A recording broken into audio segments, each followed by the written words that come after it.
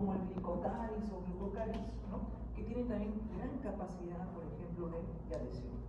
Por ejemplo, en el caso de los estreptococos, tienen una enzima conocida como glucosiltransferasa que permite, digamos así, la activación de moléculas de carbohidrato formando polisacáridos extracelulares, que son básicamente como elementos pegajosos que permiten la adherencia a ciertas superficies, ¿no? Lo que se llama glucanos, dextranos, básicamente en el caso de glucosa, glucanos, ¿no? En el caso de fructosa, fructanos. Eso lo vamos a ver más adelante, pero eso, por ejemplo, es un mecanismo también muy adecuado para la adhesión. Se ha visto también que algunas estructuras no propias de la bacteria, por ejemplo como la cápsula, permiten también algunos mecanismos de adhesión y de coagregación, ¿no? A nivel de superficie celular, cosas así. Ahora, hay que recordar que la adhesión, que es un mecanismo, vamos a decir así, básico para el proceso de la invasión celular y la generación de la infección, pues tiene mecanismos bastante importantes, ¿no? Un microorganismo se va a adherir a una bacteria, mejor dicho, a una célula, perdón, siempre y cuando encuentre condiciones adecuadas, ¿no? Por ejemplo, en el ambiente, para que esta bacteria subsista y pueda replicarse, pues tiene que encontrarle cosas, humedad, nutrientes, pH, ¿no? Condiciones propias de oxigenación para que pueda subsistir.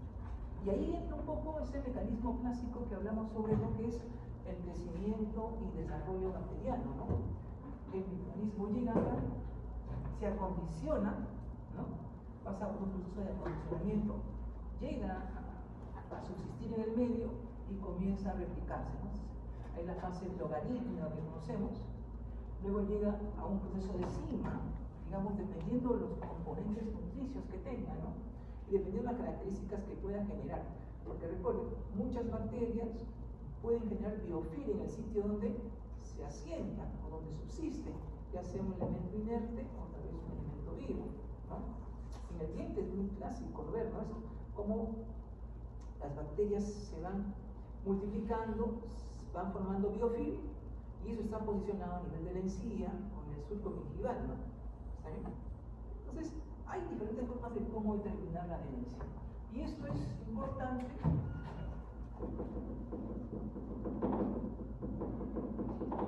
porque permite entender un mecanismo básico de todo proceso de inicio en la infección, ¿no? Una bacteria tiene que dar este paso para ir generando un proceso infeccioso.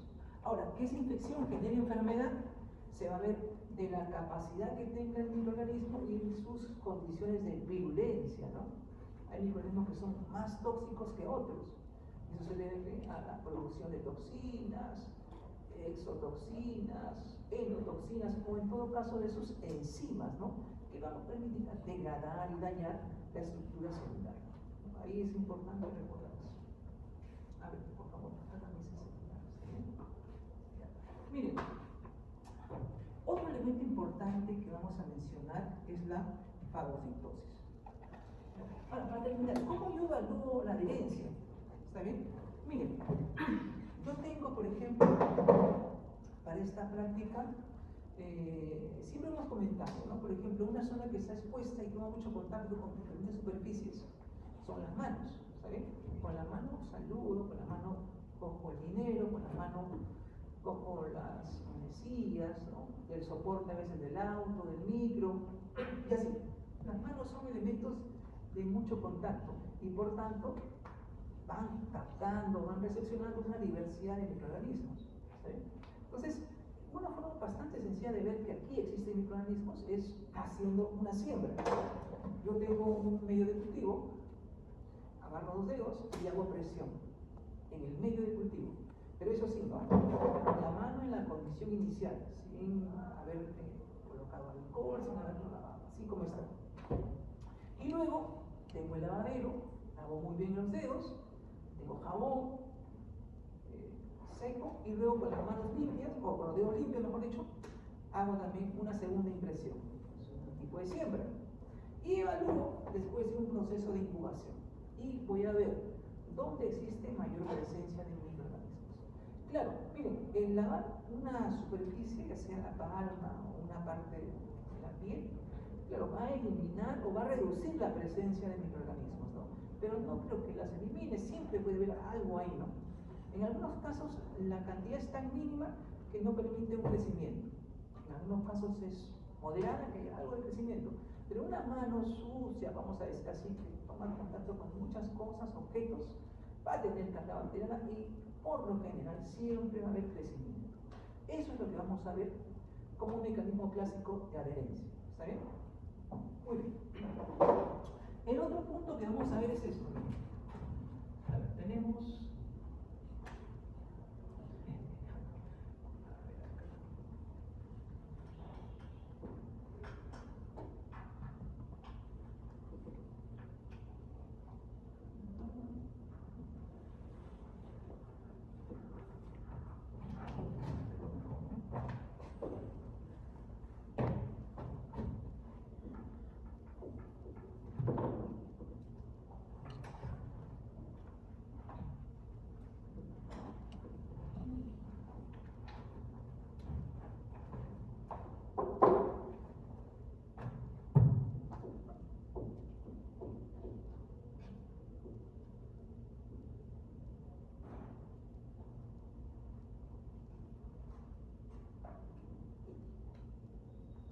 Bien, bueno, a simple vista, ¿esto qué podría ser? Por la morfología del núcleo, que es polimorfo, ¿qué podría ser esto? Un PMN, ¿no? Un polimorfo nuclear, ¿está bien? Y esto podría ser un neutrófilo. Vamos a poner. ¿Está bien? Y lo que está haciendo el neutrófilo en estos momentos es un proceso de ingesta, ¿no? Está devorando, está ingresando algún patógeno en especial. En este caso, si yo veo acá dos bolitas ahí, en par, ¿qué podría ser eso? ¿Qué me dice Esmeralda? Cuando hablábamos de morfología bacteriana, ¿se acuerdan? La agrupación de las formas redondas y en el par, ¿cómo se llamaba? Jimena, ¿qué me dice? Diplococo. Un diplococo, ¿no? Que está siendo devorado por estos polimorfos nucleares. Recuerden, en este caso estoy hablando de qué? De la fagocitosis. La fagocitosis es un proceso inespecífico, es un mecanismo específico de respuesta inmunológica. Y por lo general los participantes van a hacer ¿qué cosa? Un fagocito, un macrófago y una bacteria, un microorganismo extraño conocido también como una nox. ¿Qué es lo que se presenta acá? Básicamente, los macrófagos tienen la capacidad de devorar, reducir, de controlar la presencia de agentes extraños, no propios del ser humano. Todo lo que ingresa, ya sea por la ingesta a veces de un alimento, bacterias, ya sea por algún tipo de daño, una lesión, una herida, y ingresan bacterias. Entonces, estos se activan, van al sitio donde, vamos a decir, está presente el microorganismo y comienza un proceso activo de vamos a decir, de ingesta, ¿no? La fagocitosis en sí se puede desarrollar en diferentes partes de nuestro cuerpo, ¿no? En la cavidad bucal, en la piel, en los pulmones, ¿no? En diferentes partes, ¿sí? Todo depende de dónde llegue el microorganismo y ese se ha reconocido como extraño. Pero en el proceso de la fagocitosis hay básicamente ¿qué cosa? Fases o etapas, ¿no? Que pueden ir. Voy a mencionar acá para que se recuerden, ¿no? Primero es el reconocimiento, pero un reconocimiento, vamos a decir así, inespecífico, ¿está bien? Un reconocimiento inespecífico.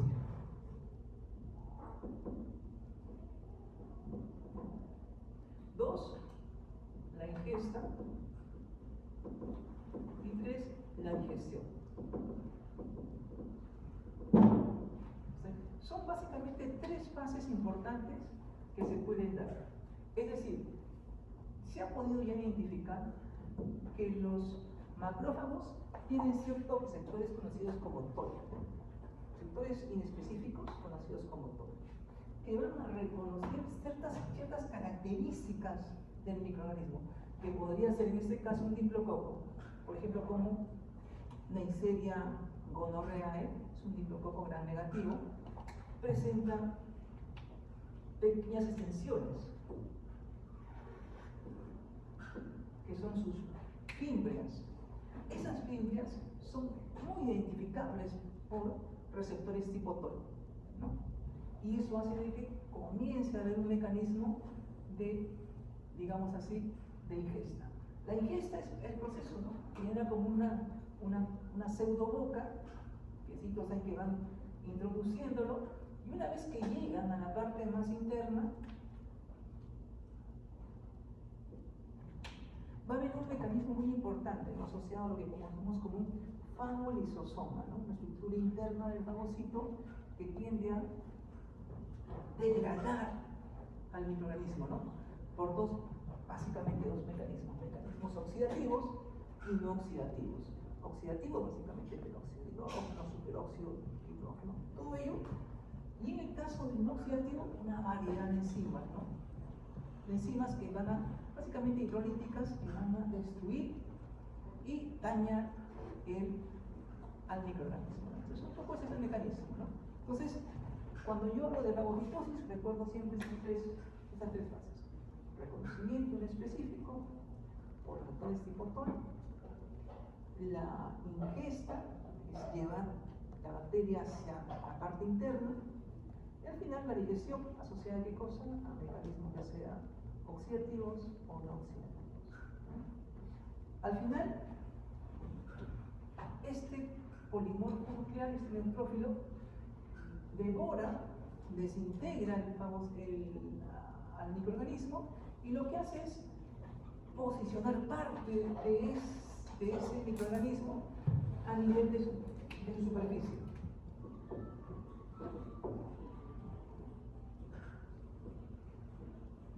Y así como está,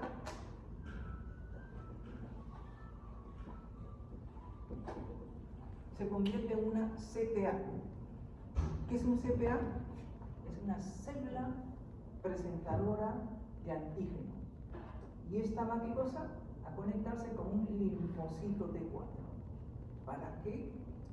Diga, mire, esto es lo que he encontrado, es extraño, reconócelo, actívate y comienza a despertar o iniciar la cadena inmunológica ya de tipo celular, ¿no? Linfocitos T4, T8 y todos los demás que pueden aparecer. Entonces, importante cosa, la participación del macrófago, ¿no? Para dar una respuesta inicial, una reducción del microorganismo, pero a su vez también para presentarlo al linfocito T4 y con ello activar toda la respuesta inmunológica. Fagocitosis. Y bueno, casi por el más, ¿no? Pero vamos a ver otra cosa.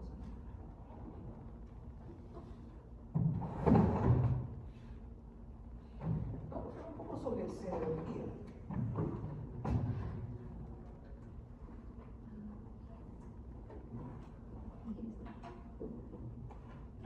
En relación a esto, ¿qué es lo que tenemos? Tenemos, por ejemplo, una lámina. Ustedes creo que ya lo han visto, pero ayuda mucho a poder identificar este proceso. ¿Está bien?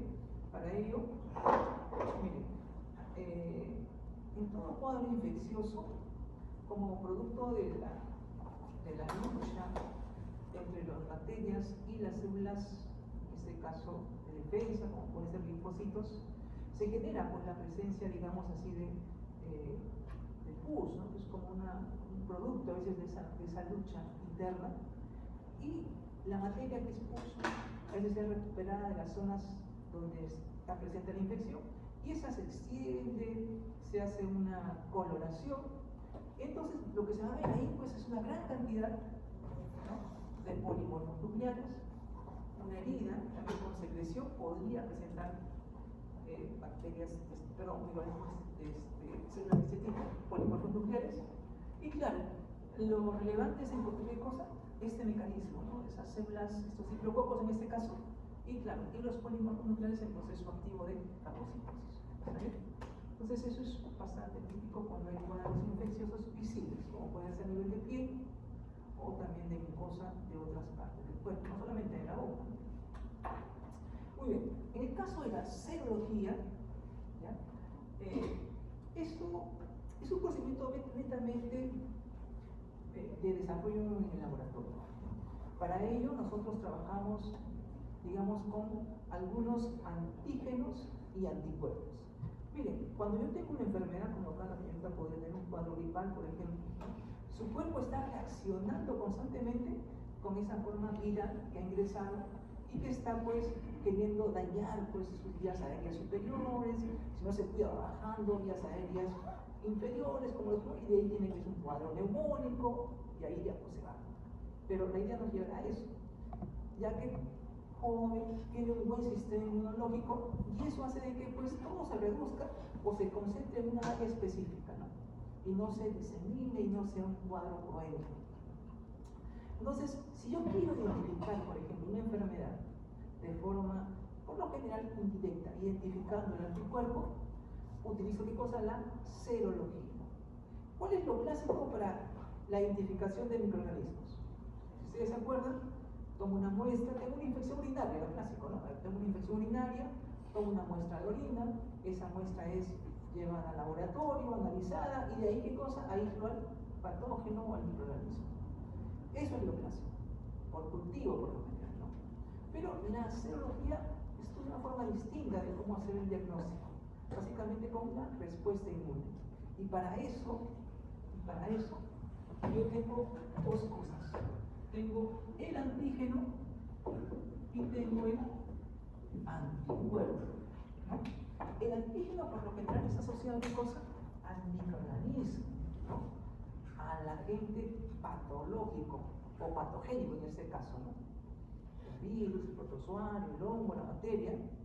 Y el anticuerpo es la respuesta, las inmunoglobulinas, la IgG, la IgM principalmente, ¿no? ¿Cómo interactúa con nuestro cuerpo? Pero en este caso, claro, nuestro cuerpo genera anticuerpos ante la presencia de un antígeno, de un patógeno.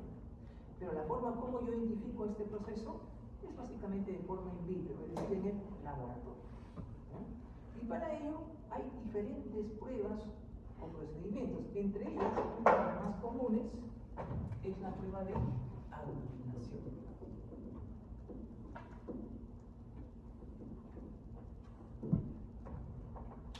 Miren, por lo general la aglutinación trabaja con un antígeno, acá, y solo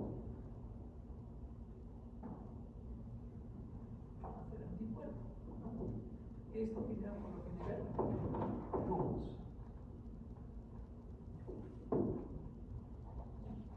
Miren, alguna vez a ustedes deben haber hecho una prueba muy similar.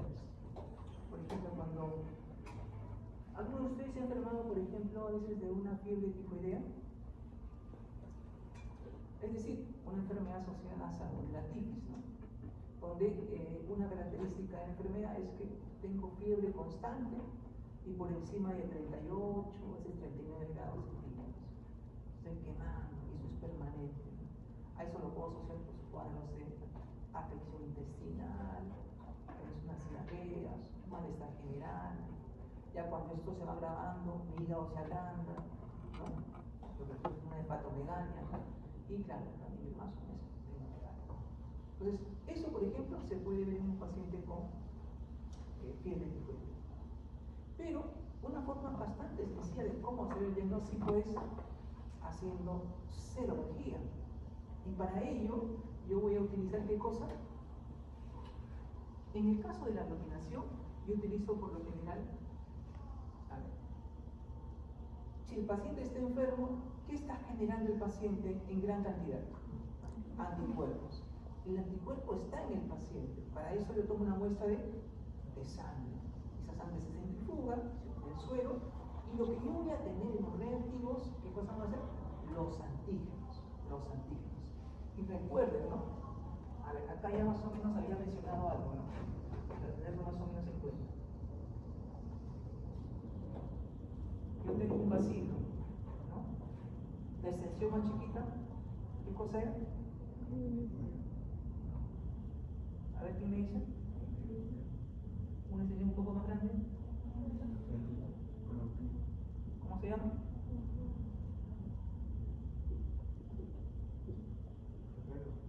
¿No? Flagelo, exactamente. podría estar por fuera de ello? ¿Y algo que está específicamente en su pared? ¿De acuerdo? Hay un componente muy importante a nivel de la pared. Por el color de esta bacteria, ¿qué podría ser? ¿Un gran positivo o un gran negativo? Gran negativo. Eso es, por ejemplo, el famoso LPS. LPS.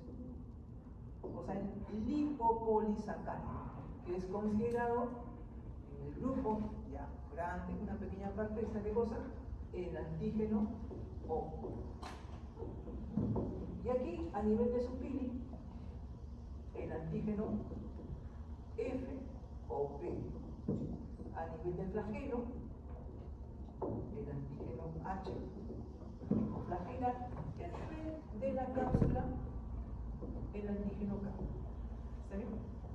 Estos son algunos componentes antigénicos propios. Bueno, recuerden que estas características son conocidas como elementos no constantes. Son propios de la bacteria, pero no siempre están, ¿de acuerdo?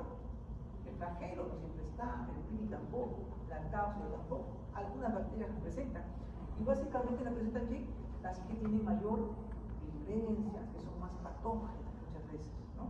Por ejemplo, como Klebsiella pneumoniae, Salmonella typhus, ¿no? Tiene flagelo, tiene pili, tiene cápsula, por ejemplo, y por eso es sumamente patógeno, ¿saben? Entonces, todas esas características son importantes reconocer porque justamente con estas pruebas yo voy a poder identificar algunos de estos antígenos para de forma indirecta identificar el microorganismo. ¿De acuerdo? Estos antígenos son sumamente reactantes, activan mucho de cosas, anticuerpos. Y si yo identifico de forma indirecta la presencia del anticuerpo, estoy identificando qué cosa, al microorganismo. ¿Está bien? Entonces, para la fase de aglutinación, yo tengo mis reactivos que tienen los antígenos y yo busco, como los antígenos ya conocidos, ¿qué cosa? La respuesta que da el paciente, que es la producción de anticuerpos. ¿Está bien? Entonces, eso es importante para poder entender. Entonces, yo con este tipo de pruebas, o sea, con este tipo de pruebas puedo utilizar, por ejemplo, para determinar, por ejemplo, antígenos, bueno, anticuerpos febriles, ¿no? Identifico el anticuerpos febriles. Ahí podría estar, por ejemplo, la Salmonella typhus, ¿no?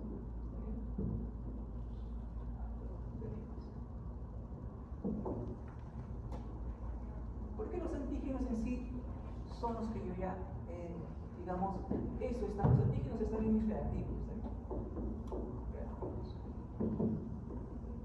y los anticuerpos en el individuo, en la persona. Entonces, de esto se basa mucho, digamos, este tipo de pruebas, ¿no? La serología ayuda mucho a identificar de forma rápida la presencia del microorganismo. Si no, ¿cuál sería la opción acá? Bueno, tal vez en el paciente tomar una muestra donde está el microorganismo, esta llevarla a cultivo, esperar 2 a 3 días para que crezca, hacer diferentes pruebas y recién identificar el microorganismo. Pero la serología no. Dice, bueno, no uso cultivo, tomo la muestra del paciente, la muestra de sangre, centrifugo, denme el suero, y ese suero lo voy a contraponer con mi reactivo. Yo en el suero tengo anticuerpos, y en mi reactivo debo tener ¿qué cosa? Los antígenos de esa bacteria, que pueden ser uno de estos, por ejemplo, ¿no? Y con ello identificar ¿qué cosa? ¿Qué identifico unas pruebas? Bueno, para los antígenos febriles, ¿no? O anticuerpos febriles en ese caso. Básicamente anticuerpos, ¿no? Es lo que identifico, ¿está bien? Y claro, en esa forma de identificar los anticuerpos, voy a identificar de forma indirecta ¿qué cosa? Al agente patógeno, ¿no? En este caso, por ejemplo, si es para Salmonella typhus, identifico Salmonella. Muy bien, ese sería el caso. También para esto se puede dar, por ejemplo, otro, ¿no? Lo que son grupos sanguíneos.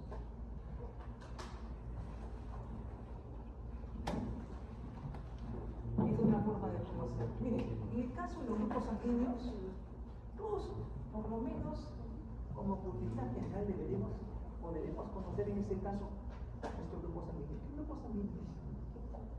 O positivo, ¿no? ¿Qué me dices? ¿También O positivo? ¿O positivo? Alguien que sea A, hay una, por si acaso, una B, un A, perfecto, ya alguien, un D positivo, o sea, un RH positivo.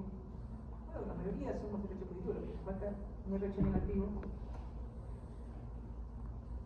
Bueno, eso es importante, ¿no? Saber, porque llega un momento en el que tal vez vamos a necesitar algún tipo de transfusión, y eso es un tipo de trasplante, ¿no?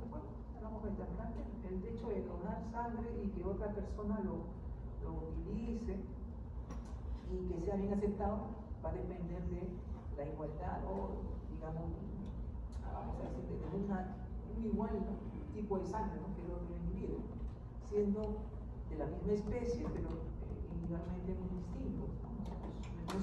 No es nuestra propia sangre, pero ayuda mucho, por ejemplo, a contrarrestar, digamos, grandes pérdidas de sangre. ¿Cuándo necesito yo transfusión? Cuando tengo, por ejemplo, un cuadro de anemia severa, estoy con los glóbulos rojos por los sueños, es así. O un cuadro de hemorragia, ¿no?, accidente, ahí, por ejemplo, la transfusión es bastante importante, ¿no? Y lo primero que voy a necesitar para hacer ese procedimiento es de qué cosa sabe el grupo sanguíneo, ¿sabe? Muy bien, entonces, las pruebas de eliminación ayudan mucho a identificar qué cosa, grupos sanguíneos, de los que ya conocemos, uno de los clásicos, A, D, O. ¿Está bien? Grupo A. Yo puedo ser A, puedo ser B, puedo ser AB, o en todo caso no tener ni grupo A ni grupo B, lo que sería en este caso O, ¿no? Y el factor RH, ¿no?, lo ponemos acá, ya este puede ser positivo o negativo. ¿Está bien? Como está ahí un poco la tendencia. Si no soy A o B, soy O. Y en RH, o bien soy positivo, o bien soy negativo. ¿Está bien? Entonces, un poco ahí está la tendencia. Ahora, todo eso lo vamos a comentar en la parte práctica, ¿no? Y para ir avanzando, otra prueba que tenemos que trabajar es la prueba de precipitación. Aquí, por ejemplo, es importante entender que el antígeno, acá el antígeno soluble, más el anticuerpo, que es un componente particulado, y lo que vemos acá es un anillo de precipitación.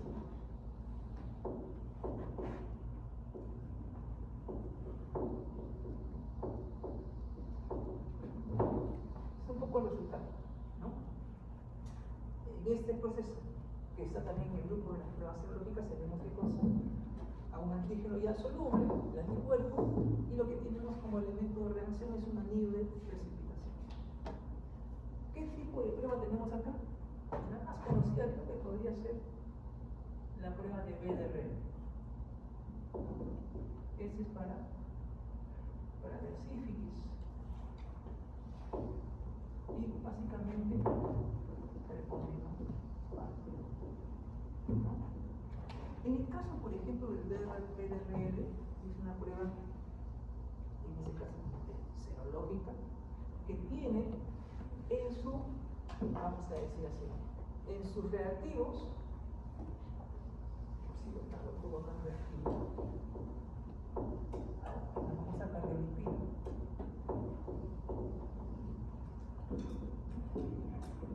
La carbolipina, que es un antígeno importante, relevante en este tipo de pruebas, claro, asociadas a lecitina y colesterol, que son elementos complementarios.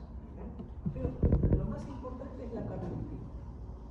Los reactivos se van a asociar con los anticuerpos. Los anticuerpos están ¿qué cosa? La persona.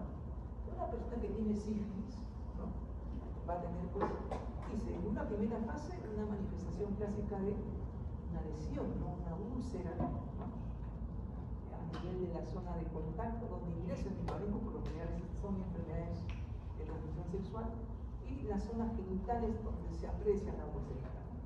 Indolora, pero es la primera manifestación. En estos pacientes, con algunas características de ese tipo, se pueden tomar muestras de sangre, obtener el suero, y en el suelo tenemos los anticuerpos. Y en los reactivos yo tengo el componente antigénico, en este caso la cardioglipina, que lo asocio a un coadyuvante, como lecitina y colesterol, que son dos elementos.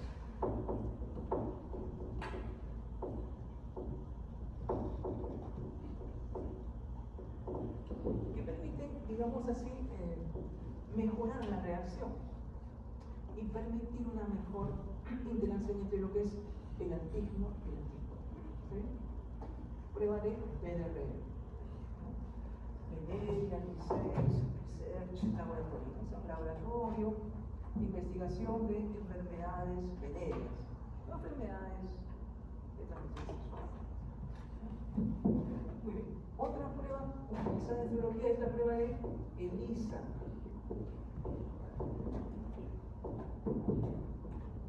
La prueba de ELISA es muy utilizada para poder identificar igualmente de forma indirecta, porque lo que yo voy a es obtener sangre, de la sangre los anticuerpos, y en mis reactivos yo voy a tener ¿qué cosa? Los antígenos, ¿no?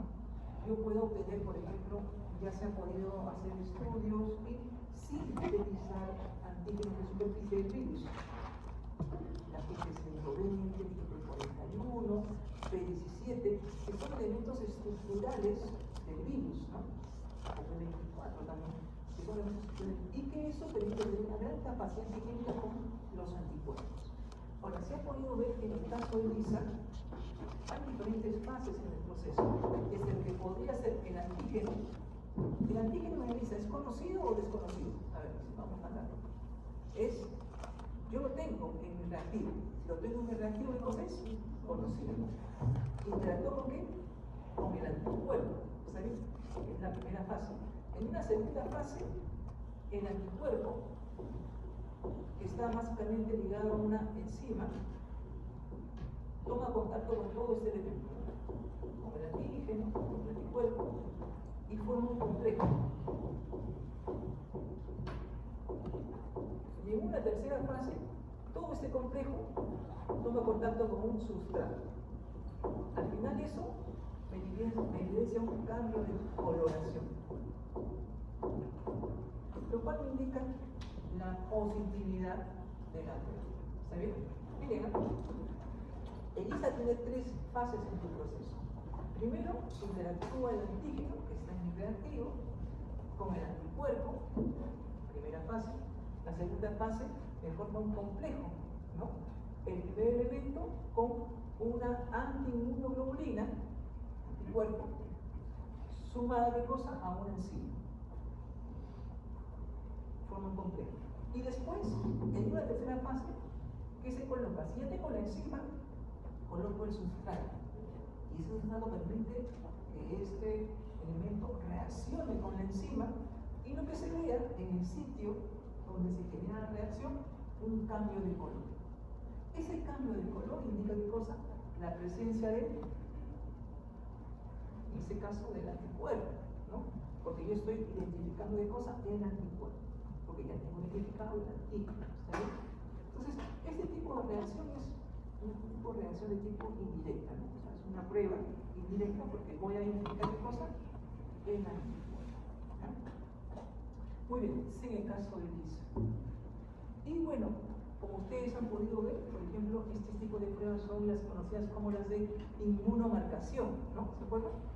Cuando hablábamos de inmunomarcación, hablábamos de varias técnicas donde se utilizaban componentes antígeno, anticuerpo, pero en algunos casos marcábamos el componente ya sea anticuerpo con algún tipo de sustancia, por ejemplo una sustancia fluorescente, ¿no? La fluoresceína, por ejemplo, o una enzima, como acá podría ser, por ejemplo, como el peróxido de hidrógeno, o alguna sustancia radioactiva, como un isótopo, que marca el componente anticuerpo, y luego se ve por un proceso de centelleo en un aparato de radioanálisis. Entonces, tiene varios procesos ciertamente, ¿ya? Pero aquí nos quedamos básicamente en cosa, en el ELISA, ¿no? Y aglutinación, precipitación, ELISA. Y ELISA es para identificar una variedad de formas virales. Con ELISA yo identifico el virus del VIH, el virus de la hepatitis, el virus del herpes, o sea, es muy utilizado para eso, ¿está bien? Entonces ahí puedo tener una variedad de pruebas o procedimientos de identificación de formas patógenas.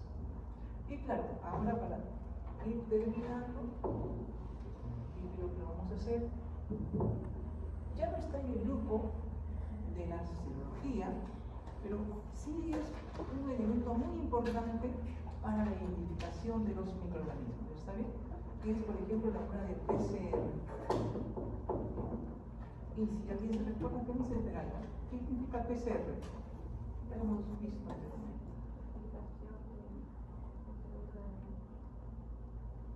¿Qué me dice señorita?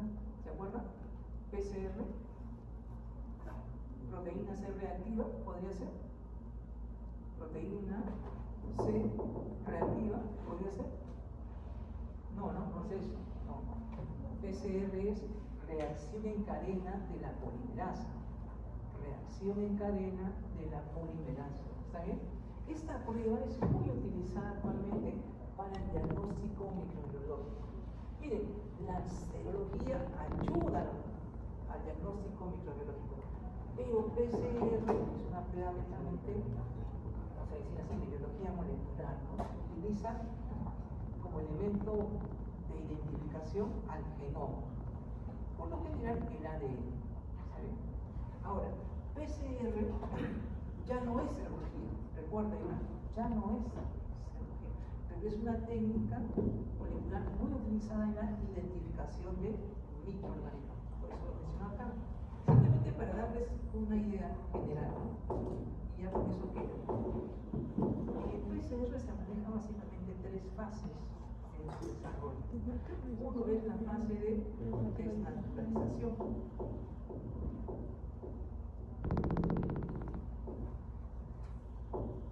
La otra fase es de la hibridación.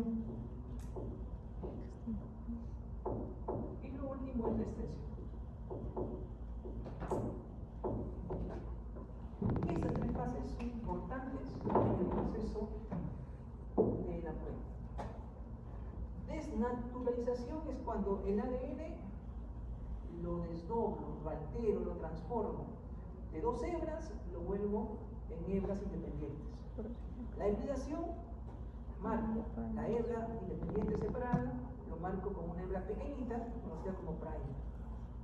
Y la extensión es el proceso de amplificación, ¿no? Voy amplificando esas cadenas híbridas que he armado y por ciclos, en promedio 20 ciclos, para obtener gran cantidad de ese ADN ya marcado, listo a ser identificado. Esto se complementa con diferentes pruebas. En el caso de PCR convencional, por ejemplo, o PCR convencional, se complementa con una prueba de electroforesis, ¿no? Y luego, pues, con la visualización en bandas por medio de estos equipos conocidos como transiluminadores, ¿no? Pues vamos a ver cuando vamos a entrar en la parte práctica, ¿saben? Muy bien, jóvenes. Entonces, esto es como un complemento, ¿está bien? Pero hasta aquí podría ver la parte de seguridad. Si me olvido algo, ya lo sé, les comentaré. A ver, chicos, ¿alguna duda acá? ¿Algo que quieran complementar? ¿O mencionar? ¿No? ¿La pregunta? Muy bien, entonces vamos a las mesas para ir avanzando.